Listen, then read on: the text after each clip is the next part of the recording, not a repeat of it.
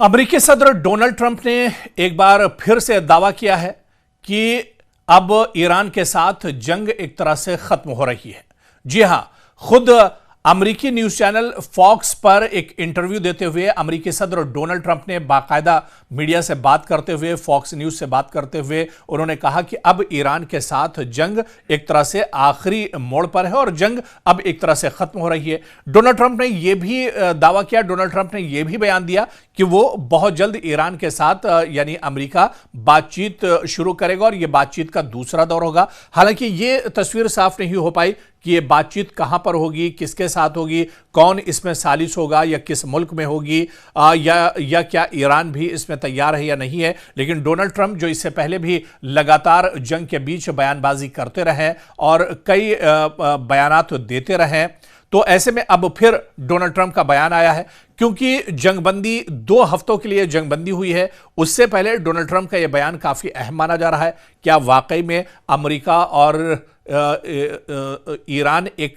मेज पर दोबारा से बातचीत के लिए बैठेंगे? क्योंकि इस्लामाबाद टॉक्स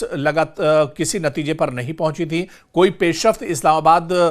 में जो बैठक हुई थी वहां पर नहीं हुई थी और बेनतीजा साबित हुई थी इस्लामाबाद की बातचीत। ऐसे में क्या फिर इस्लामाबाद में ही दोबारा से अमेरिका और ईरान के जो वफूद हैं वो बैठेंगे या फिर कहीं और किसी और मुल्क में यह बातचीत हो सकती है? यह तो बात की बात है, लेकिन डोनाल्ड ट्रंप के इस बयान को काफी अहम माना जा रहा है। दरअसल माहिरीन डोनाल्ड ट्रंप के इस बयान को इस बात से लेकर भी देख रहे हैं क्योंकि इस जंग के बाद यानी ईरान के साथ इजराइल अमेरिका की जो जंग हुई, इसमें दरअसल अमेरिका बहुत बुरी तरह से फंस गया। सिर्फ अमेरिका ही नहीं बल्कि डोनाल्ड ट्रंप भी बहुत बुरी तरह से इस जंग के चलते फंस गए। जिस तरह से दरअसल